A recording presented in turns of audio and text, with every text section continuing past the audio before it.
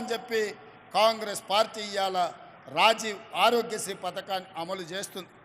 ఇదే కాదు, ఇవాళ మీరు ఆలోచన చేయండి, ఒకనాడు కట్టెల పొయ్యి మీద వంట వండాలంటే పచ్చి కట్టెలు అడవిలోకి పోయి తీసుకొచ్చి పొయ్యిలో పెట్టి ఊతే అవి మండక పొగ వచ్చి ఊపిరితిత్తులకు పోయి ఆడబిడ్డలు క్యాన్సర్ వచ్చి చచ్చిపోయేది. పిల్లని ఇవ్వాలంటే ఆలోచన చేసేది. ఎందుకంటే ఈ కట్టెల పొయ్యి మీద మా పిల్లతోని వంట చేపిస్తే మా పిల్ల చచ్చిపోతుంది అని చెప్పి తల్లిదండ్రులు బాధపడుతున్న క్రమం.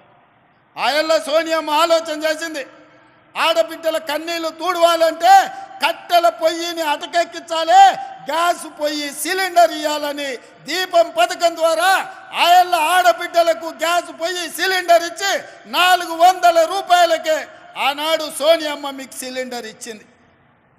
కానీ సోనియమ్మ రాజ్యం పోయినాక కేసీఆర్ నరేంద్ర మోడీ వచ్చి 400 రూపాయల సిలిండర్ను 1200 రూపాయలు చేసి ఆడబిడ్డల సొమ్ము దోసుకొని కేసీఆర్ నరేంద్ర మోడీ ఆడబిడ్డల సొమ్ము అంతా కొల్లగొట్టే ప్రయత్నం చేశారు. మళ్ళా గ్యాస్ పొయ్యి సిలిండర్ అటకెక్కి కట్టెల పొయ్యి మీద వండుకునే పరిస్థితి వచ్చింది. అందుకే ఆలోచన చేసి సోనియమ్మ నాకు చెప్పింది, ఆడబిడ్డల కన్నీళ్లు తూడవాలంటే గ్యాస్ పొయ్యి సిలిండరు 500 రూపాయలకే ఇవ్వాలి అని చెప్తే పెద్దలు ఉత్తమ్ కుమార్ రెడ్డి గారితో మాట్లాడి సివిల్ సప్లైస్ అధికారులతో మాట్లాడి ఇవాళ ప్రతి ఆడబిడ్డకు 500 రూపాయలకే సిలిండర్ ఇస్తున్నాము అని అంటే ఇది ఆడబిడ్డల కోసమే ప్రత్యేకంగా తీసుకొచ్చిన పథకం అని చెప్పి నేను ఈ సందర్భంగా తెలియజేయదలుచుకున్నా. అదేవిధంగా అక్కలారా ఆలోచన చేయండి, ఇంటి కరెంటు బిల్లు కట్టేది ఆడబిడ్డనే.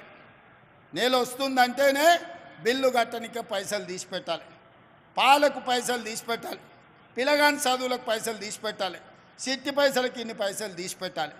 ఇన్ని తీసినాక తినడానికి కూడా ఏం మిగిలిన పరిస్థితి మా అక్కలకు. అందుకే మేము పాదయాత్ర చేసినప్పుడు బట్టిగా ఆదిలాబాద్ నుంచి ఖమ్మం నడిచినప్పుడు నేను వివిధ నియోజకవర్గాలలో పాదయాత్ర చేస్తున్నప్పుడు పేదవాళ్ళు వచ్చి అడిగినరు, అన్న భూమి ఉన్నోళ్ళకు ఉచిత కరెంటు ఇస్తున్నావు, భూమి లేని పేదోళ్లకు మాకేమిస్తామని. మా ఇంటి కరెంటు బిల్లు కట్టలేకపోతున్నాం అన్నారు. ఆలోచన చేసి అందుకే గృహలక్ష్మి ద్వారా మీ ఇళ్లలో 200 యూనిట్ల వరకు మీ ఇంటికి ఉచిత కరెంటు ఇచ్చి 0 బిల్లు ద్వారా మిమ్మల్ని ఆదుకోవాలని ఆ పథకాన్ని కూడా బట్టి విక్రమార్క గారు విద్యుత్ శాఖ మంత్రిగా ఇవాళ ఆ పథకాన్ని కూడా అమలు చేయడం జరిగింది. ఇది కూడా ఆడబిడ్డల్ని ఆదుకోవడానికి తీసుకొచ్చిన పథకం. అదేవిధంగా పెద్దలు పొంగులేటి శ్రీనివాసరెడ్డి గారు వాస్తవంగా ఇందిరమ్మ ఇల్లు ఎన్నికల తర్వాత చూద్దాం అనుకున్నాం. ఎందుకంటే కేసీఆర్ 7 లక్షల కోట్ల రూపాయల అప్పు నా నెత్తి మీద మోపిపోయిండు, సంసారం దివాలా దీపించిండు, తాగుబోతుల సంసారం చేసిండు, ఎక్కడేమున్నదో తెలియదు, సంసారం చిల్లం పొల్లం చేసిండు, ఏందుందో తెలియదు, సంసారానికి వచ్చేటప్పటికే ఆగం ఉన్నది.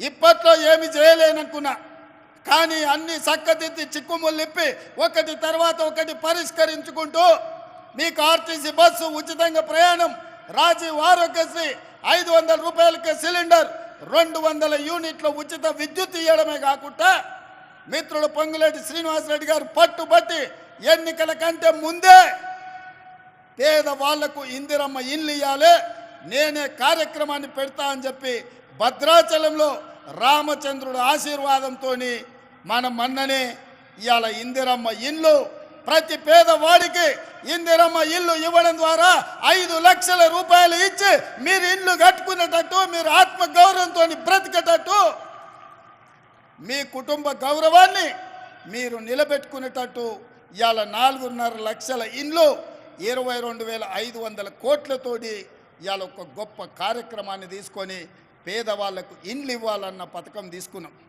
ఆయనలో ఏం చెప్పిండు కేసీఆర్, డబ్బా ఇల్లు వద్దు, డబల్ బెడ్రూమ్ ఇల్లు ముద్దు అన్నాడు. ప్రతి పేదవాడికి కొడుకు కోడలు ఉంటే ఆడుంటారు, పండుగ పూట అల్లుడు బిడ్డ వస్తే ఏడవంటారు, కోడి పిల్లను మేక పిల్లను ఉంటే ఏడగట్టేస్తారు, మీకు అందరికీ డబల్ బెడ్రూమ్ ఇల్లు ఇస్తాను కేసీఆర్ 10 ఏళ్ళు ఆశ చూపించాడు. నేను అడుగుతున్న మా ఆడబిడ్డల్ని, మీకెవరికైనా డబల్ బెడ్రూమ్ ఇల్లు వచ్చిందా? ఎవరికైనా మీకు డబుల్ బెడ్రూమ్ ఇల్లు వచ్చిందా? ఈడున్న మా ఆడబిడ్డలకు వచ్చిందా? అబద్ధాలు చెప్పి 10 ఏళ్ళు ఆడబిడ్డలు మోసం చేసి మళ్ళీ మోసం చేద్దాం అనుకుంటే డబుల్ బెడ్రూమ్ ఇల్లు ఇయ్యవా బిడ్డ, నీ లగ్గం చేస్తామని చెప్పి బండకేసి కొట్టిరు కేసీఆర్. అందుకే ఇవాళ పేదవాళ్లకు ఇందిరమ్మ ఇల్లు 5 లక్షల రూపాయలు ఇవ్వడం ద్వారా మీరు కట్టుకోనికే ఇవాళ ఇందిరమ్మ ఇల్లు ఇచ్చినాం. ఇది పేదవాళ్ళ కోసం చేసిన పని కాదా? అదేవిధంగా ఇవాళ మా పెద్దలు బట్టి విక్రమార్క గారు ఆనాడు మహాలక్ష్మి గ్రూపులను లక్షాధికారులు